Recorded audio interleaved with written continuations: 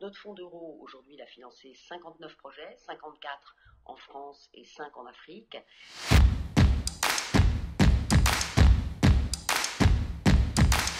Bonjour Laurence, ravi de vous avoir avec nous. On est aujourd'hui le vendredi 15 mai, au moment où on se parle. C'est le début du déconfinement en France. Est-ce que vous pouvez d'abord, de manière globale et générale, nous parler du rôle de la Fondation et ce qu'est son ADN ? La Fondation a 33 ans, elle a été créée en 1987 par Marcel Boiteux, qui était à l'époque président d'EDF.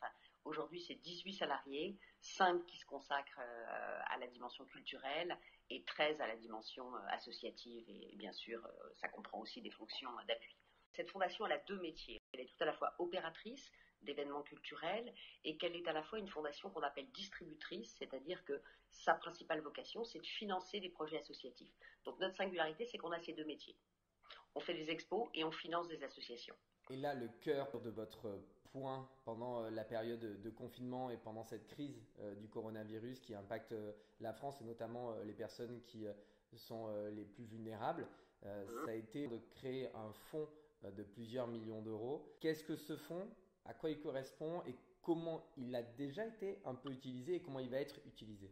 Dans cette crise, le monde associatif a été particulièrement mis à contribution. Donc nous, on a été extrêmement mobilisés dans ce soutien au personnel soignant pour soutenir des associations qui ont pris des initiatives, d'ailleurs assez artisanales, quelquefois, qui consistaient à fabriquer des masques, des visières de protection en achetant des imprimantes 3D. Et puis par ailleurs, et ça a été l'essentiel des actions qu'on a soutenues, cette crise, elle a été une double peine pour les plus démunis. C'est-à-dire que les plus démunis se sont retrouvés souvent les plus exposés au virus, parce que vivant dans la promiscuité, parce que vivant dans des centres d'hébergement, et puis soumis à une double peine aussi, parce qu'en fait, parmi ces personnes démunies, il y a énormément de gens qui vivaient de petits expédients, de petits boulots, de manches, etc. Et tout ça s'est arrêté avec le confinement, donc ils ont été non seulement plus exposés au virus, mais plus exposés aux conséquences économiques et sociales de la crise.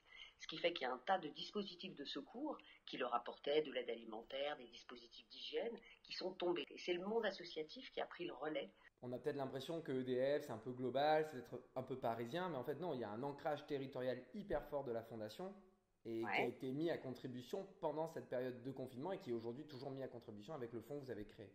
Absolument, parce qu'on a des relais territoriaux, donc dans chacun des territoires français et dans les territoires d'outre-mer aussi, où on a des relais dans nos bureaux à l'international, et c'est vrai que dans un contexte comme ça, c'est extrêmement précieux. Ces relais territoriaux, ils ont identifié le besoin concret de l'hôpital de Narbonne, le besoin concret du secours populaire de tel quartier de Toulouse, donc ça nous a permis de repérer les projets, de les sourcer très vite, d'être très vite en contact avec la personne clé, pragmatique, aux manettes dans l'association locale, et donc de verser très vite les fonds et de pouvoir débloquer des actions très rapidement. 2 millions d'euros, ça c'est la somme que constitue le fonds aujourd'hui. Il y a un premier million d'euros qui a été débloqué, qui a permis donc déjà d'agir de manière concrète dans les actions dont vous venez de nous parler.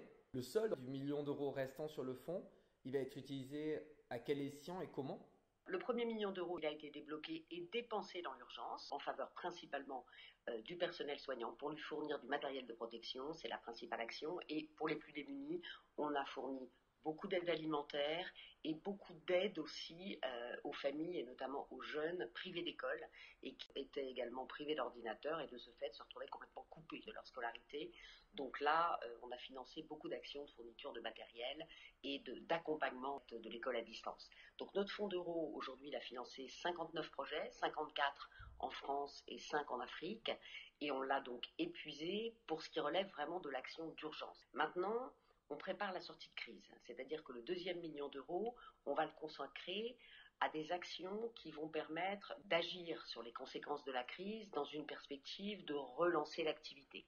C'est-à-dire qu'on va se concentrer probablement sur des actions qui, à la fois, vont permettre de répondre aux besoins essentiels des plus démunis, mais auront aussi la vocation de permettre à ces personnes de trouver une forme de rémunération, une forme d'autonomie, une forme d'activité économique. On est vraiment là, cette fois-ci, non plus dans la réponse à l'urgence, mais dans la réponse à une forme d'autonomie durable pour ces personnes. On a traité les symptômes de la crise, et maintenant il faut qu'on s'attaque aux causes de la crise. L'objectif, c'est ça, c'est de relancer les choses en répondant aux besoins de première nécessité, mais en ayant une perspective plus ambitieuse d'autonomie des personnes.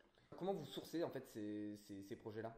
On a deux voies. La première, traditionnelle, c'est que, comme on est très connu, on opère depuis 30 ans, le milieu associatif, le milieu des ONG se présente spontanément à nous. Et ce qu'on a souhaité précisément, en choisissant d'avoir des relais territoriaux, c'est d'être plus en capacité d'aller sourcer ces projets sur le terrain en repérant des initiatives locales. Cette crise, elle change quoi pour la Fondation dans son relais ? La crise, d'une certaine manière, quand même, nous réinterroge sur notre manière de faire. La crise révèle les inégalités qu'on connaissait déjà et elle les accentue.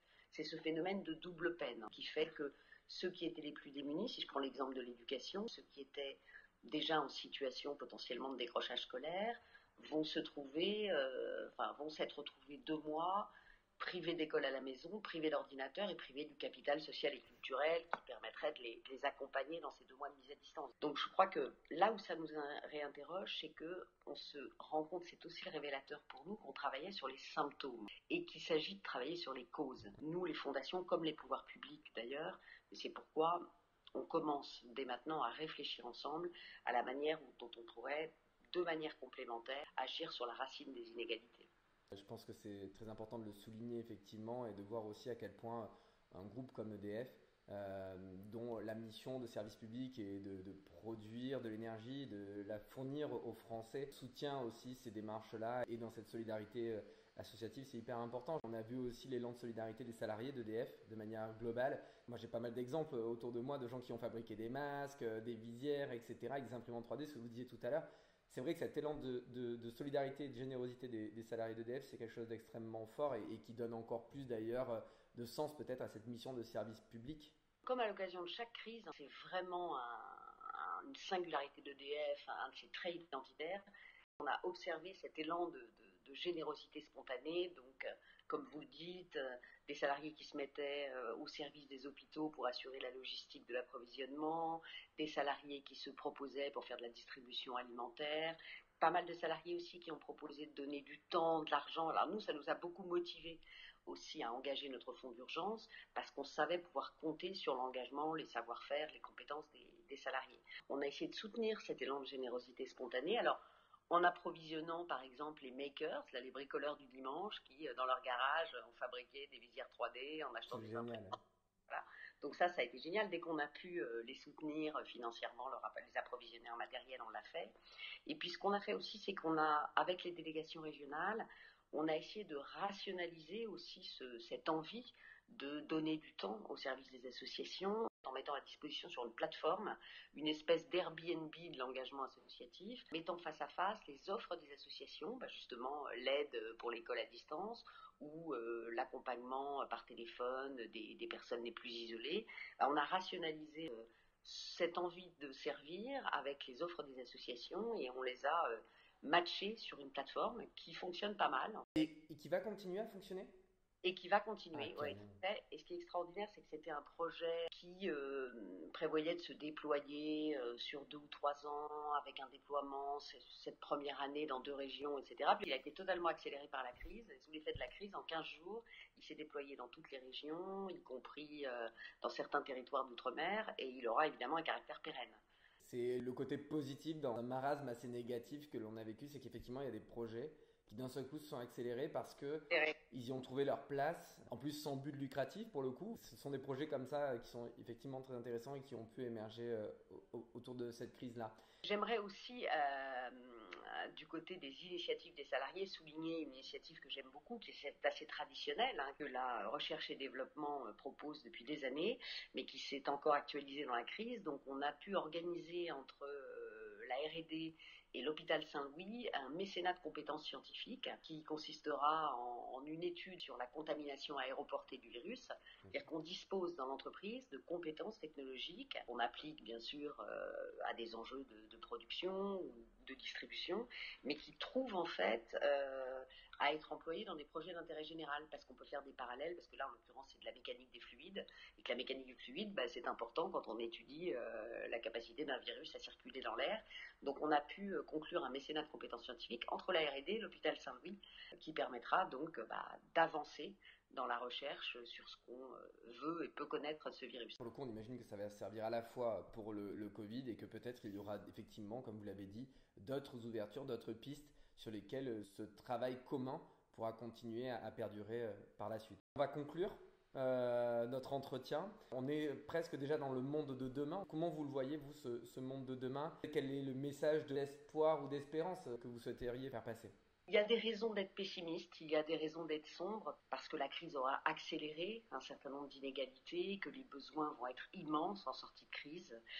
Mais il y a aussi beaucoup de raisons d'être optimiste. Je pense que des prises de conscience se seront accélérées. Et puis, il y a de très belles générosités spontanées qu'on a pu constater. On a cessé de le souligner. Il y a beaucoup de raisons aussi d'espérer effectivement que le monde d'après ne sera pas pire que le précédent et sera probablement mieux. En tout cas, moi, je suis passionnée par toutes les réflexions en ce moment et toutes les bribes d'action déjà qui émergent. J'espère qu'on aura avancé dans ce qu'on s'est fixé comme raison d'être, nous, à la Fondation, qui est de bâtir un avenir partagé avec les plus démunis, avec les plus fragiles, partagé aussi avec les générations futures. On ne doit pas oublier la question environnementale.